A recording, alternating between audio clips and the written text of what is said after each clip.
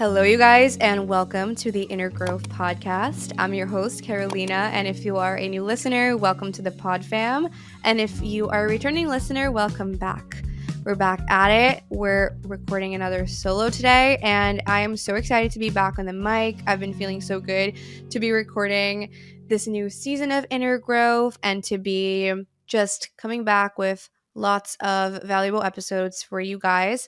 I also just have to share, I literally just recorded this entire episode, which was a 45-minute episode, so jam-packed with so much value, and the audio had stopped recording halfway through, and I just cannot believe it.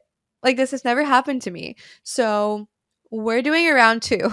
We're taking you back. And I am slightly annoyed, but I am just being self-compassionate. Things like this happen sometimes, and hopefully the second time around will be even better.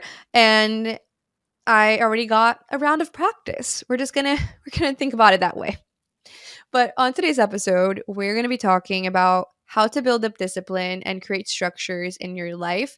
And this was actually a topic suggestion from one of you guys. I have a little broadcast channel on my Instagram, the Carolina Lifestyle Instagram, called Good Things, Good Energy. And I love sharing cute motivational quotes on there, but I also love having little polls on there. And I recently asked you guys what you want me to talk about on the podcast in 2024. And I loved this topic, and you guys submitted so many amazing ideas. So I have so much to work with, and I'm so excited. So keep the ideas coming. If you want, you can always go back to that poll and add new ideas, or I might make new polls in the future. So be on the lookout for that, because I always love getting recommendations from you guys on topics, because then I'm talking about things that you are actually curious about and that tie in with your inner growth journeys, which is the whole point of the podcast. And so thank you so much for all of your amazing suggestions. And I'm so excited to talk about today's topic. So let's get growing, and I'll see you guys on the other side.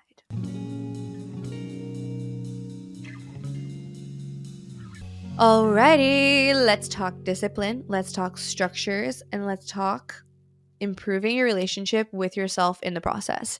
So, the first thing that I honestly thought about when I heard this podcast topic suggestion was like a red light flashed in my head, because I think it's really important to be careful not to create too much structure in your life, not to put too much pressure on yourself. Because honestly, there is a fine line between structures and discipline, and then flexibility and freedom and flow. You need both in your life. You can't just be disciplined and just be super structured. Like, you need to leave room for the rest, because when you just try to do one, you most likely end up falling to perfectionism or being really intense, or even being 0 or 100, where you're like trying to have too much structure and then you can't keep it up, and then you end up dropping it. And I always like to, and I like to mention this first, and I wanted to mention this first thing in the episode, because if you are someone who's ever struggled with being 0 or 100 with your approach to life, with being like really intense and then just dropping it, and then being really intense and then just dropping it, this is really, really important. And that's something we will come back to throughout the episode when we are talking about creating structures. But the first topic that I wanted to dive into is how to build up your self-discipline and how to stay consistent with the habits that you want to have, right? And building up self-discipline and building up consistency really ties in with your relationship with yourself, with your self-trust, and with your self-confidence. Because confidence, truthfully, what it's about is just knowing that you have your own back, is just knowing that you can keep your word and follow through with the intentions you set, with the habits you want to have, with the goals that you have. And as you develop this relationship with yourself, it becomes easier and easier for you to stay disciplined. And another thing about discipline and consistency, and how this ties in with perfectionism, right, is that if you are putting pressure on yourself to be perfect and to do things so perfectly, what ends up happening is that that pressure ends up translating into self-judgment. And because of that, if you miss a day or if you do something that you don't consider perfect, you most likely end up dropping it. And in dropping it, you end up staying disconnected from it for a little while, and then you're always coming back to day one. And in doing that, it's really hard for you to get good at things, because to get good at things, especially things that you're not very familiar with or that you've never done before or that seem a little bit uncomfortable, you have to do them multiple times. And the perfect example of this is running. When you first start running, you're probably gonna absolutely hate it. I always say running is like an acquired taste. The first run probably sucks. You're gonna feel really tired, you're gonna be out of breath, and you can face that first run in one of two ways. You either tell yourself, you know what? I hate running. It sucks. I'm so bad at it. I'm so out of breath. I'm so out of shape. Running is not for me. And then never do it again. Or you can choose to show up for it again and again and again and again. And with every single run, you're going to feel better. You're going to be better. You're going to run more smoothly. You're going to learn how to control your breathing. It's a very empowering process, right? So maybe you'll start just doing like 30-minute runs or like 5Ks. And once you get pretty good at a 5K, you can go and you can try a 7K, an 8K, then a 10K, then a 15K, and you can build up your distance, and you can refine your running playlist, and you can find shoes that you love and running clothes that you love and that are comfy for you. And then with time, those endorphins start to kick in, and then you start to actually crave it. And it starts to become fun. And when it starts to become fun, you're more motivated to do it, and you're more motivated to keep up with it, and it feels easier to show up, and then it becomes a habit, and then it becomes a part of who you are, and the discipline is inevitable. So that's just really important to remember, because a lot of the times we think that we're supposed to be instantly good at things, and that really gets in our way. And I'm saying this from personal experience because I grew up very much in this limited mindset of I have to be really good at something. If not, I'm not going to do it. Like, I'm not going to deal with the discomfort of having to learn it, or I'm not going to deal with the discomfort of being bad at it because I can't face the fact that I'm bad at something. Like, that was my mindset for so long. And a couple of examples, like, my brother was really, really good at sports ever since he was very young. Like, he grew up being super good at soccer, and then he eventually picked up basketball really easily, and he picked up tennis, and he picked up golf, and he's just been very athletic his whole life. But I was never very athletic. And with time, I started to like moving my body because I became disciplined at it, and I just started figuring out what workouts I liked. I started doing it more regularly, and now I crave it. Like, I love working out. You guys know this about me, but I did not like it when I first started, and I was not very good at it either. And this got in my way in so many other areas of life. Like, I remember doing guitar lessons, I remember doing ballet lessons, and not doing more than like 3 or 4 lessons until I stopped, because of this feeling that like I'm so bad at it, it's so hard, etc. And I think this gets in the way of so many people, like in adult life, with so many different things.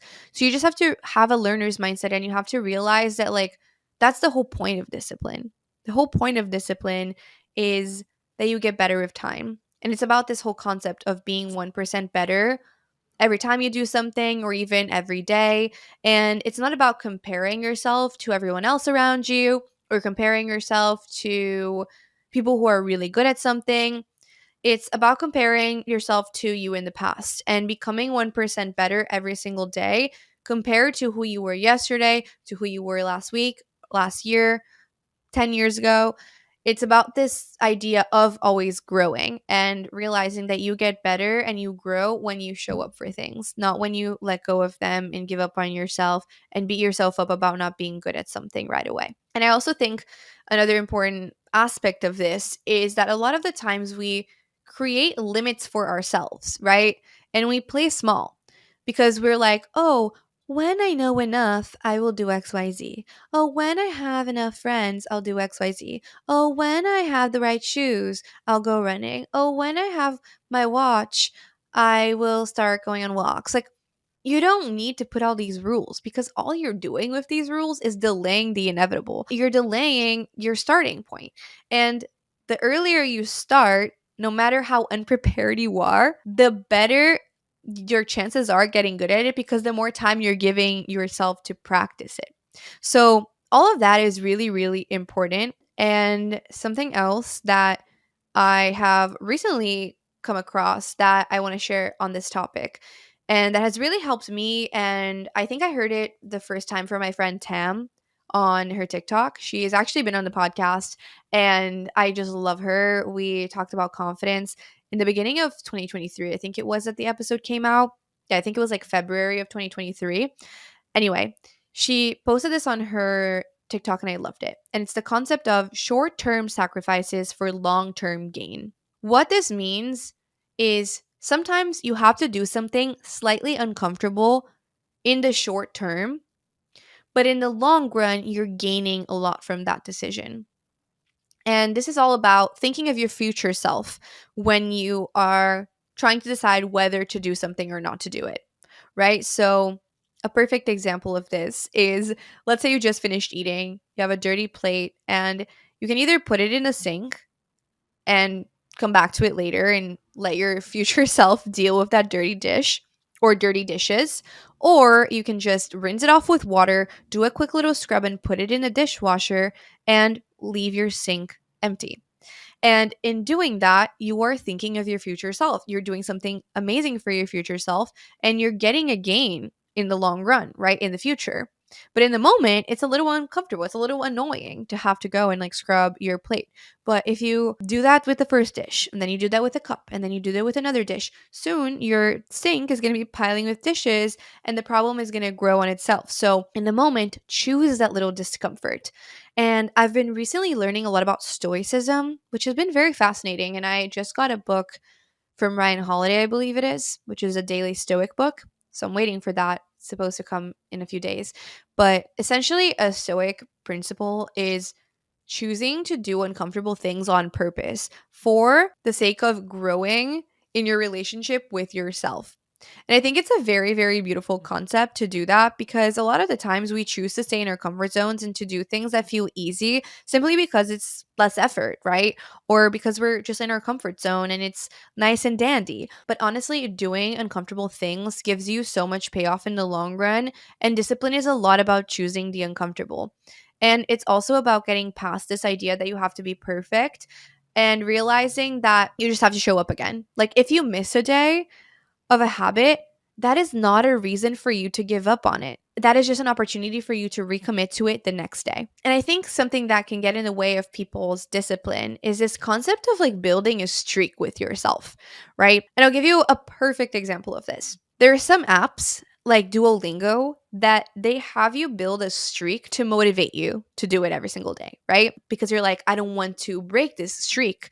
And you're like, okay, I'm building day one, then day two, then day three, and you're on and on and on and on. But then let's say you get to day like 40 and you accidentally forget to do it. The way these apps work is that when you go back to the app to do it again, you're back to day one.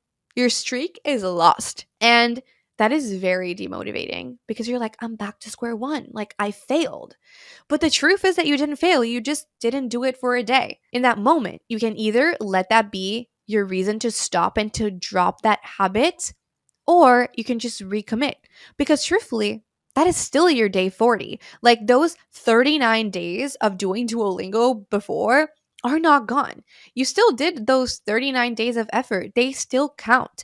So these apps and like the way that they frame things, it makes you feel bad about yourself when you miss a day because you have this like intense feeling of sadness that you lost your streak. But let's say you were like putting little sticky notes on the wall every day that you had done Duolingo, there would still be 39 sticky notes on your wall, even if you didn't do day 40 on day 40, and instead you did day 40 on day 41. Like it's a bizarre concept, but it's really important to realize that because that way you are more motivated to show up again the next day instead of dropping it, instead of falling to that 0 or 100 mindset of I either have to do it perfectly or I don't do it at all. Okay, let's dive into how to structure your life, which was a second part of today's topic. When it comes to building structure in your life, what you have to remember is that you cannot be too rigid with your structures, right? Because if you are too rigid, you're too much in your masculine energy. You're too much in that need to control. And most likely, if you are too rigid with the structures in your life, it's way harder to have fun with it, to find flow with it, and even to stay consistent. So it's really important to leave room for flexibility and flow within a structure. So I'll dive into some structures that I have in my life and take what resonates, leave what doesn't, and remember that what works for me might not work for you, but maybe it can just inspire you on how to integrate this approach to structuring your life and also on different structures that you can have if you want. So, two key structures in my life are having a morning routine and a night routine. And that is the overarching structure. Is just knowing that I'm leaving room for self-care, time for myself in the morning and at night. Now, what my morning and night routine looks like exactly every single day is going to slightly change. It's not going to be the exact same every single day because no day is the same. And it's really important to realize that and remember that when you are coming up with your routines. So, even though I have had a morning and a night routine for quite some time, it has definitely changed over the course of the last few years of my life. But right now, what is working for me is I wake up, I do my little oral care, brush my teeth, I do my gua sha, then I go to my kitchen. I make myself a hot matcha and I add my greens powder to some water or I have homemade green juice if I have that on hand. And then I bring those two things and then I go to the kitchen and I take my supplements. And a little habit stack that I started to do is I add my daily tincture to my water and I use that water to drink my supplements, which are like my herbal supplements that I take, which is a daily calm and a daily multi herbal from within. I love them. I also like taking a little propolis spray from Beekeeper's Naturals for like immune support. And then I make my matcha. I prepare my greens, either like greens powder to water, which I've been loving, the Mind Right pina colada flavored greens a lot, or I'll just have some homemade green juice if I have that on hand. And then I take my matcha and my green juice to my office and I do my meditation and my journaling. And exactly which meditation I'm going to do changes every single day. Exactly what comes through in my journal changes every single day. But I know that I like sitting down and doing those two things in this moment in my life. And something that I have been really, really liking is the app Balance. It's an app that gives you a free year of meditation so that you can actually try it out, so that you can build up the habit of doing it, see the benefits, and then see if you want to pay for it going forward. But it's really, really good because it makes personalized meditations for you based on your goals, on how familiar you are with meditating, and all these different things. And it just is so, so, so cool. So essentially, there are so many different options of meditations on there, but they have different plans that you can do and different skills you can build, like breath focus, body scanning, things like that. And then you can pick if you want to do 3 minutes, 5 minutes, or 10 minutes. So I know I'm going to meditate, but some days I don't have that much time, so I'm just going to do 3 minutes. Other days, I want to challenge myself a little more, so I'll do 10. So that kind of varies. And that leaves room for me to flow and for me to figure out what I'm needing that day and work with that. And then for my journaling, I have been doing it in kind of a structured way that I have been actually really loving. I have been really into Stoicism, as I mentioned, and I watched this video that was like 7 morning habits that Stoics advocate for. And they did mention meditation and journaling are both great to do in the morning, but they suggested these 4 prompts that I have been loving, which is doing a mini mind dump, a gratitude list, a self reflection like prompt, and then setting an intention. And the beauty of setting intentions is that it just sets the energy for your day and how you want to show up that day instead of having you focus just on goals and just on like an end result. So that's what I've been doing for my journaling. And the reason I've been doing these prompts specifically is because I know that it only takes me 10 minutes to do it. And that helps me prevent my morning routine for running too long. And then I go and I move my body. And I've been really loving doing 30-minute workouts from the Form app and also doing incline walking at my home gym. But some days I'm going to want to go for a run. Some days I'm going to want to go for a Pilates class. So I like leaving room to flow and to figure out what my body is needing that day. Maybe I have time for an incline walk and a 30-minute form, but maybe I only have time for one of the two. Or maybe I'm just really, really tired and I need a rest day or just to do some stretching. So I know I like to move my body because I know it makes me feel good, gives me endorphins, but I don't have to move every single day and I don't have to do the same form of movement every single day. So that's why I like having this overarching structure to my mornings and knowing that I like doing these habits. And at the same time, leaving room to flow and to connect with myself and with my body and with my intuition and with what I'm needing and with my divine feminine in that way, and finding a little bit of both. When it comes to my night routine, again, I know I'm going to leave time to pour into myself before I go to bed, but that might vary every single night. But some of the things I have been loving is I've been loving this powder from Moon Juice. It's called Magnesium, and it's like a pink little powder you mix with water. It tastes like raspberry jello, and it's like my favorite way of taking magnesium now. I've had it for so long, and I don't know why I didn't try it until now, and I'm obsessed. So I've been doing that, and then doing my skincare, taking off my makeup, brushing my teeth, and then getting into bed to read. I started a new series called A Court of Thorns and Roses, and I'm just like obsessed. It's been so fun. Just I really got back into reading fiction last year, and it has just been so amazing for my mental health. So that's what I like doing before bed. And the book that I'm reading might change week to week or month to month. Maybe some nights I like have no energy and I just have time to like do my skincare and then get into bed and I'm tired enough to just go straight to sleep. Maybe Pedro wants to watch a movie or watch a show and we'll do that and then I'll do the rest. So I like leaving room for both. And the thing about all of this, right, is that structures are really helpful because they encourage discipline. But at the same time, if you structure every single area of your life, you don't really leave room for a lot of spontaneity and fun and creativity. And that is really, really important to have in your life. And it's also a big part of connecting to divine feminine energy. So leave room for that play, leave room for that creativity and leave room for it to flow within your structures. Now, another structure that I have in my life that I personally love and helps me a lot is Google Calendar. I love adding my appointments to my Google Calendar, like doctor's appointments, laser appointments, nails, like all these different little things that I might forget. I also add my flights to my Google Calendar and I make sure to leave a little buffer of like commuting to the airport before it. And I also add like all of my social plans. Like when I make a lunch plan or a dinner plan with a friend, like I make sure to put that in my Google Calendar because sometimes you might make a plan with a friend over text and honestly forget it. So make sure to put it in your calendar. And obviously, I use it for like meetings and different things like that. And you can even color code things on Google Calendar. But I am not the type of person that, like, if you looked at my Google Calendar, every second of my day would be booked up. I am not that type of person because that again ties in with what I just said. You don't have to book up every single second of your day. You don't have to structure every single second of your day. And when you don't live your life that way, you leave more room for play, spontaneity, flexibility, creativity. All these things can flow in a little bit better when you are moving about your life.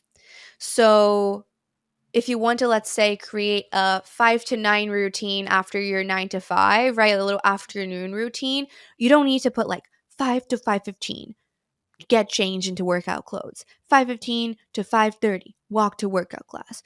Like, you don't have to structure your day like that. I think it's way more helpful to just be like, okay, after I finish work, I want to have these 3 things that I do for myself. A form of movement. I want to do some type of like chore, like maybe it's laundry or cleaning up around the house or something like that, and cooking dinner.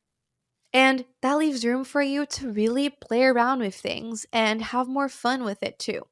So there's a fine line between too much structure and not enough, right? Like you have to find what works for you, but also like kind of like question yourself a little bit. Like, are you adding enough structure or are you going overboard with it? Or do you feel like you have the right balance for you and for the way you operate as a human being? And then 2 more things that I have loved adding into my life that give it a little bit more structure is doing 5-minute cleanups. So a 5-minute cleanup before bed, just like going around the house, picking up any little things that I left laying around, running the dishwasher, cleaning up any like counter space, just like setting up my space so that when I wake up, it's a nice, pleasing space. It's clean, it's nourishing, it's homey. Like that has made such a difference. And then another thing that I do is having a master to-do list for different areas of my life. So I have a master list for work things, a master list for personal things, and then a master list for wedding things, which is more related to the season of my life that I'm in right now because I am planning my wedding, which is happening in August. And just having this master list has helped me so much because every time that I remember something, I just jot it down there, and then I have something to look to when I am trying to figure out what to focus on each day. And this master to-do list is not a to-do list that I'm trying to accomplish in a single day. Like trying to do everything in a master to-do list every single day is just simply unrealistic and way too much pressure and is not a loving choice in my opinion. That is more so to hold yourself accountable and to help you remember little things that you might forget, similar to like Google Calendar in that way. And then you can like look at your master list and be like, okay, here's what I'm going to tackle today, and like pick a couple things to do and focus on those. And the last thing I'll say, which ties in with both structures and discipline, ties into my master list and ties into something that actually happened today, which is sometimes all you really have to do is just choose, like consciously choose to tackle the hardest or most annoying task on your to-do list first thing. And when you do that, you feel the most amazing sense of accomplishment and you feel like you can do anything. Like today, I woke up, did my morning routine, I was having my breakfast, and I was gonna go shower and then get into my work. But instead, I like ended up coming to my office and like had to do a specific task. I can't remember what it was. But as I was doing that task, my manager messaged me or like checked in on a specific brand deal that I'm doing and was like, oh, like, did you receive this? Confirming you received it. And in that moment, I was like, you know what? I'm just going to do these edits. Like, I'm just going to get this done. And I did it and I submitted it. And then I felt this weight lifted off of my shoulders and I felt like I could do anything. So I ended up crossing off like, I think it was like 4 or 5 things off of my master work list that I had been putting off that were like annoying little tasks.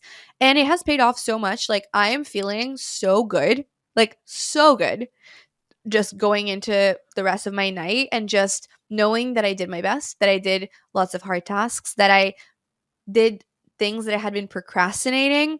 It's the best feeling. So hopefully this is your sign to go do that annoying task that you have been putting off for a while that has just been in your to-do list for weeks.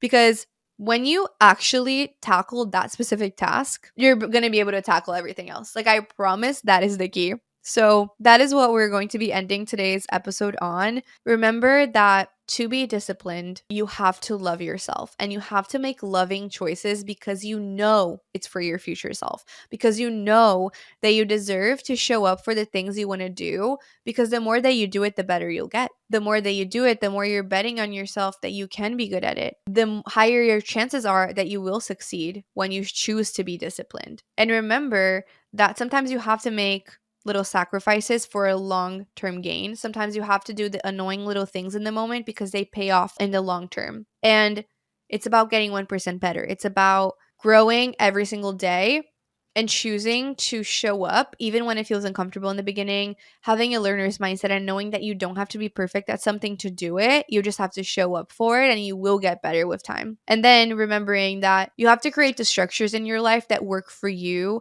given your schedule, given your bandwidth, and having some structure is really helpful. It does make discipline a lot easier and it just can improve your life in so many ways.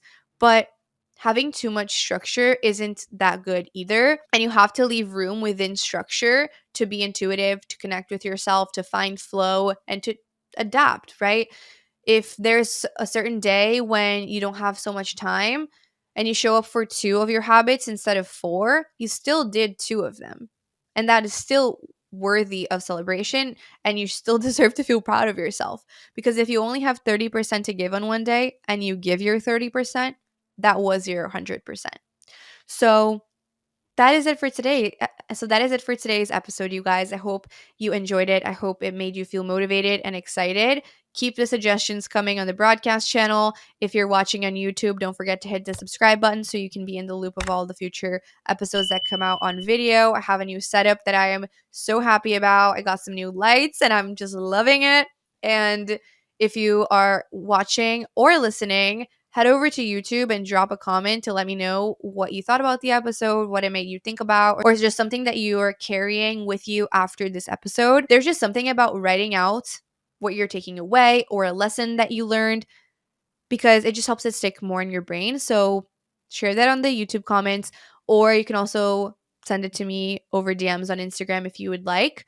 If you're listening on Spotify or Apple, you can hit the plus button or the bell icon to be in the loop of all the future episodes. And I love you guys so much. I'm so excited for this new era of inner growth for 2024. I hope you have an amazing rest of your day, and I will see you guys next week with another episode. I love you guys. Mwah.